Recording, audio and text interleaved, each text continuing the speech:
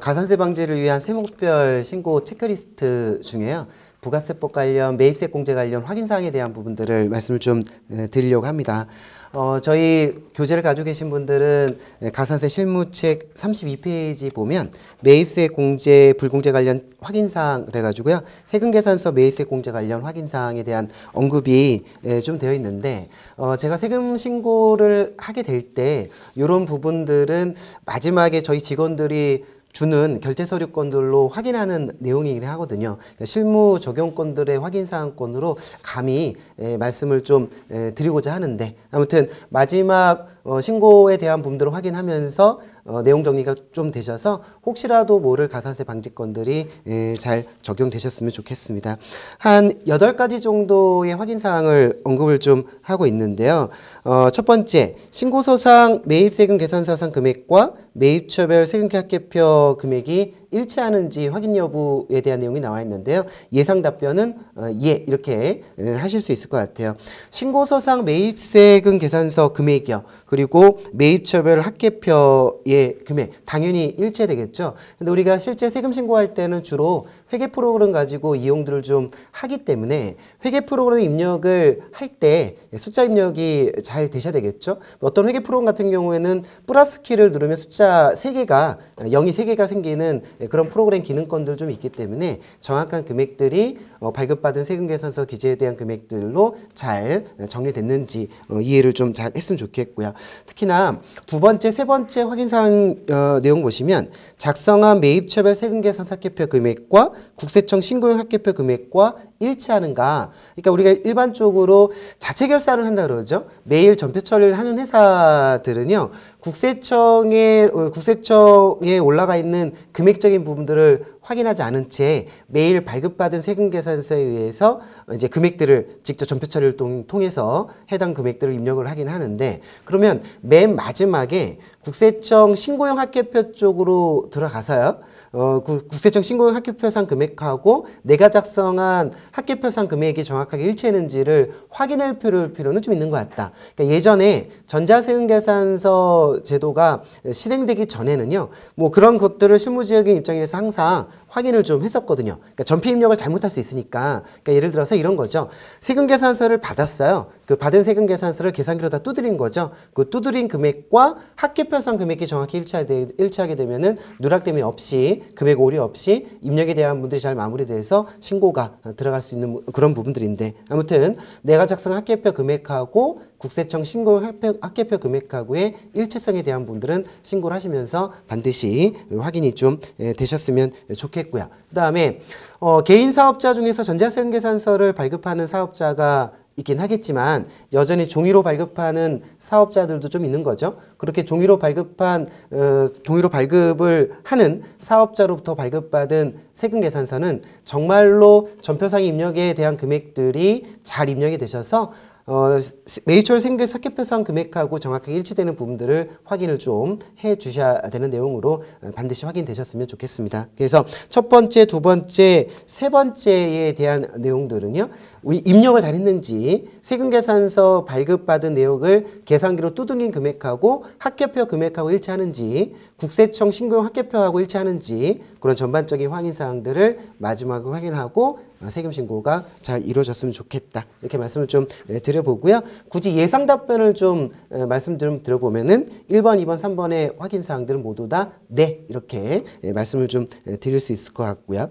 자, 네 번째에 대한 내용은요. 신고서상 일반 매입분과 고종자산 매입분을 구분하였는가? 라고 되어 있는데요. 고종자산 매입분에 대해서는 건물 등 각각 상각 취득 명세서를 작성하였는가? 이거는 뭐 신고에 관련된 전반적인 스킬적인 내용들로 이해를 좀 해주시면 되는 내용이니까 뭐 직접적인 가산세랑 관련은 없긴 하겠지만 신고할 때 당연히 해당되는 내용들을 체크해 주셔야 되는 내용권으로 말씀드릴 수 있을 것 같고요. 자, 다섯 번째는 세금계산서를 선발급받은 경우 선발급 세금계산서에 해당되는 정당한 세금계산서인가? 자, 이렇게 좀 되어 있는데요. 관련 페이지는 언급을 좀 해놨을 거니까 관련 페이지에 대한 분들은 확인을 한번 해보시고요. 선발급 세금계산서에 대한 내용들을 잠깐만 언급을 좀 해드린다면 이런 거죠. 예를 들어서 3월 31일 날짜가 작성일자고요. 4월 3일 날짜가 공급 시기죠. 그럼 공급 시기가 되기 전에 세금계산서를 작성해서 먼저 발급한다 그래서 선발급 세금계산서, 선발행 세금계산서 이렇게 얘기를 하는데요. 이게 이제 세 가지가 좀 있는 거죠. 첫 번째는 대금수령분. 대금수령분에 대해서 세금계산서를 미리 발급하는 거는 오케이인 거고요. 두 번째, 대금수령을 당장 하진 않았는데요. 이 대금수령을 7일 이내 하게 되면 이것도 정당한 세금계산서로 인정을 좀 해주죠. 공급받는 자 입장에서는 가산세 없이 매입세 공제를 모두 받을 수 있는 내용들이고요. 자, 세 번째는요. 대금 수령을 하지 않았는데 요거를 7일경과 30일 내로 수령을 좀 하는 거죠. 근데 2019년 세법 개정사항 중에 하나인데요. 이게 이제 7일경과 30일 이내 수령. 이렇게 되어 있는데요. 다만 요 세 번째, 첫 번째에 대한 내용들은요. 이거 계약서 쓰셔야 되거든요. 계약서 쓰셔서 대금 청구 시기와 그 다음에 대금 지급 시기 이게 명기가 되어 있어야 된다는 얘기고요. 자, 그 다음에 대금을 수령하지 못했는데 작성일자가 속하는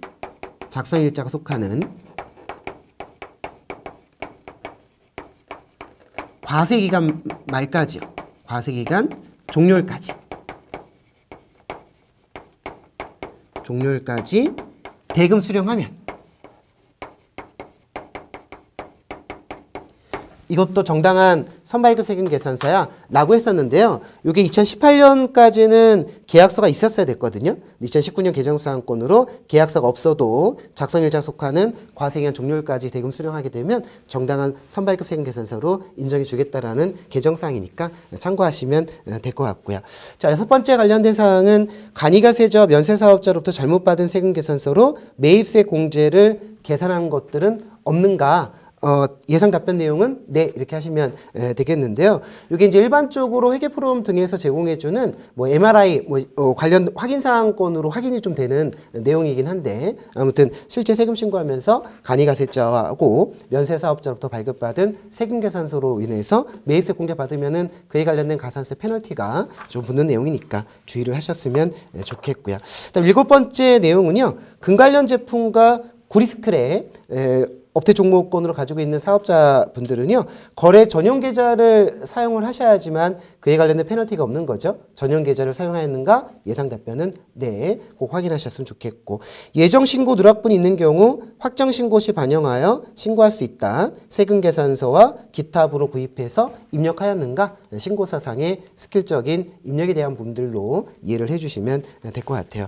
자, 첫 번째 체크 관련 확인 사항권들은 세금계산서 매입세 공제 관련 확인사항에 대한 8가지 정도를 말씀을 좀 드려봤는데 뭐 이거 말고도 되게 많이 있겠죠. 아무튼 세금 신고를 하다가 자기만이 가지고 있는 어떠한 체크리스트 확인사항에 대한 부분들은 요약전을 잘 해놓고 있는 경우라면 가산세를 사전에 방지할 수 있는 좋은 신고 세무관리가 될 것으로 감히 말씀을 좀 드려봅니다. 자, 그러면 세금계산서 관련 그 매입세액공제 세금계산서 관련 확인사항들은 이렇게 해서 말씀을 좀 마무리하면 될 것 같습니다.